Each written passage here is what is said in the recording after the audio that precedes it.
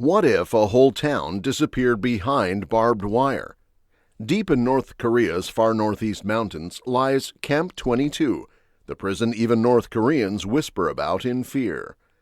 Official maps show empty forest, yet satellites reveal fences, watchtowers, and factory roofs. Locals call it the place where people vanish. No trials, no release dates, just hunger, hard labor, and silence. Today, we're lifting the veil on this hidden world. Stay with us, because what you hear about Camp 22 will shake your sense of justice and haunt your thoughts for days.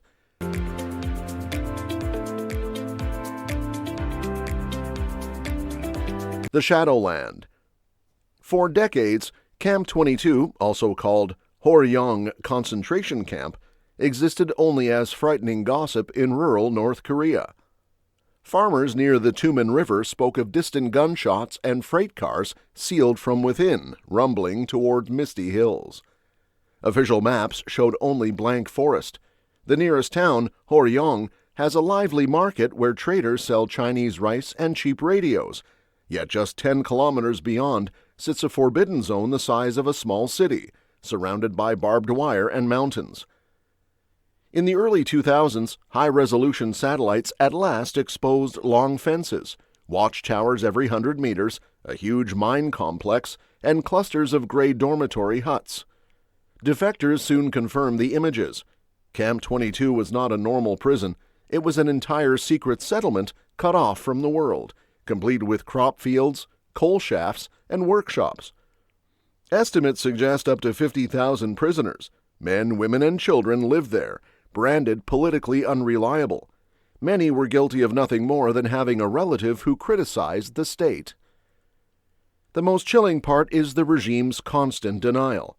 When United Nations teams asked about it, North Korean diplomats laughed and called the pictures fabrications. Yet former guards who escaped tell a darker story. Forced kneeling for roll call, families locked together so collective punishment would shatter any thought of rebellion, and underground chambers where prisoners were executed in silence. Outside observers link the camp to weird plumes of smoke on satellite images, possible evidence of cremations. Today, the gap between rumor and proof has narrowed, but the gates of Camp 22 remain firmly closed. No outside camera has filmed inside its walls, and no independent aid group has been allowed to visit. All we have are aerial photos, defectors' testimonies, and a haunting question: how many people still vanish behind those fences each year? Endless work. Imagine waking before the sun in freezing wind, then walking miles to a mine shaft with nothing in your stomach but watery corn gruel. That is how each day begins for many inmates of Camp 22. The camp's rulers value labor above all. Prisoners dig coal, chop trees, farm hillside fields, sew uniforms, and make tools in crude workshops. They work 14 to 16 hours 7 days a week because quotas never shrink. Guards shout while waving bamboo sticks. Failure to meet a target leads to beatings or reduced food. Men and women dig side by side, but hunger weakens them fast. Former prisoners recall losing half their body weight in the first year. Miners crawl into narrow tunnels without helmets or lights, breathing coal dust until their lungs rattle. Those too frail to swing picks haul rock in baskets strapped to their backs. If the daily tonnage is missed, the entire brigade must stand through the night while supervisors strike the slowest workers. Children are not spared. Some start at age 12, planting corn or carrying stones. They have no real school, only short lessons praising the dear leader before more labor. One defector remembered watching a boy collapse during woodcutting duty. Guards dragged him away, and he was never seen again. Illness spreads quickly, yet medical care is almost non-existent. A syringe might be rinsed in dirty water and reused all day. Prison doctors hand out aspirin for pneumonia and salt water for infections. Why push humans past the breaking point? The regime sees labor camps as self-funding. Coal keeps factories running, timber heats soldier barracks, and farm yields feed nearby army units. Pain also serves another aim. It crushes political resistance by tying survival to absolute obedience. In Camp 22, work is not a path to freedom, it is the sentence itself, paid with sweat, blood, and often life until nothing remains. Daily survival inside the fence. Food is the camp's cruelest weapon. Each prisoner receives a metal bowl at dawn, half filled with corn husk porridge and a pinch of salted cabbage. That ration must last until evening, when a second scoop of the same thin gruel arrives.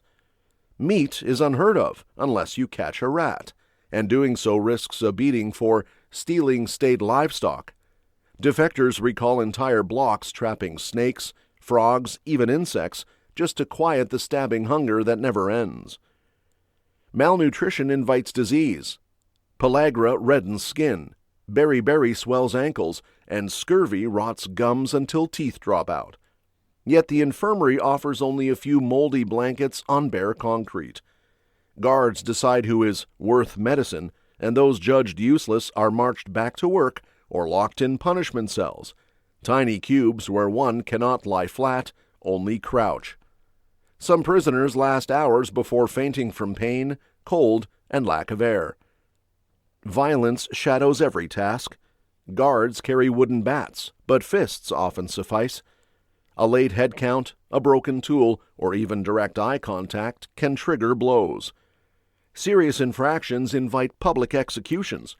Prisoners are lined up to watch as the condemned person is tied to a post and shot 3 times: chest, head, heart. The message is brutal and clear: disobey and disappear. Former guard An Myung-chol told investigators that many inmates begged for a quick bullet rather than slow starvation. Yet tiny sparks of humanity survive. During winter, older inmates cup younger hands to warm frozen fingers. A lullaby hummed at night lifts spirits for a moment. Smuggled notes between separated family members share news of newborns or missing cousins. Hope here is fragile, but it moves like a thin flame passed from one soul to another, proving they are still alive, still human, still dreaming of a sky beyond razor wire. They cling because surrender feels even more terrifying. Walls of secrecy. North Korea is often called the Hermit Kingdom, but its labor camps are hermits inside the hermit. Camp 22 sits in a rugged corner near the Russian and Chinese borders, shielded by peaks rising over 1,000 meters. Roads entering the zone carry military checkpoints where guards search every vehicle and demand travel permits stamped with red seals. Locals know better than to ask questions. If someone vanishes, neighbors lower their voices, point toward the mountain, and then fall silent. State media never mentions the camp, yet propaganda works overtime to erase curiosity. When foreign journalists tour North Korea, guides steer them to tidy model farms hundreds of kilometers away. Satellite images showing prisons are labeled industrial sites. In 2012, after a wave of defector reports reached the UN, Pyongyang redrew boundaries and moved fences overnight, making it look as if Camp 22 had closed. In truth, analysts believe operations continued under a different name. Secrecy is enforced through fear at every level. Guards sign loyalty oaths stating they will shoot to kill if anyone attempts to escape or leak information. Their families receive privileges, extra food rations, easier school placements, as long as the guards stay silent. One former officer said he hid his notebook under floorboards because even writing down what he saw felt dangerous. Official punishment for disclosure is death or lifelong exile to another camp. Digital firewalls add another layer. Mobile phones in border areas connect only to state networks. Radios are fixed to state frequencies with soldered dials. Anyone caught listening to foreign news can be arrested under national security laws. This blackout means many North Koreans have never heard the words Camp 22, despite living only a few valleys away. As long as silence holds, the regime believes the camp can operate forever, unseen by the people it terrorizes. Breaking the silence. Were it not for a handful of brave men and women who escaped, the world might still doubt Camp 22. One of them is King Kwang-il, jailed for trading with China and shipped to the camp in shackles. After a year of forced labor, he fled across the frozen Tumen River during a snowstorm, hiding in barns until smugglers guided him south. In Seoul, he drew maps of the camp's layout from memory, marking gardens made with ash and pits filled with skeletal remains. His testimony joined that of An Myong-chol, a former guard who described torture, and of Shing Dong-yuk, the only known person born in a camp who later escaped. These stories fueled outrage at the UN Commission of Inquiry in 2014, which labeled North Korea's prison system a crime against humanity. Human rights groups pressed for sanctions, and satellite monitoring began to track changes at the camp month by month. Yet progress is slow. China repatriates many defectors, fearing a refugee wave. International attention shifts quickly after each missile test. Meanwhile, families abroad cling to faint hope. Some post names on online forums, praying someone will recognize a missing uncle or daughter. Others lobby governments for sanctions against North Korean officials running the camps. Every new witness chips away at the regime story, proving that even stone walls can crack under constant pressure. What's your reaction to the shocking truth about North Korea's Camp 22? Drop your thoughts in the comments, and don't forget to like and subscribe for more eye-opening content.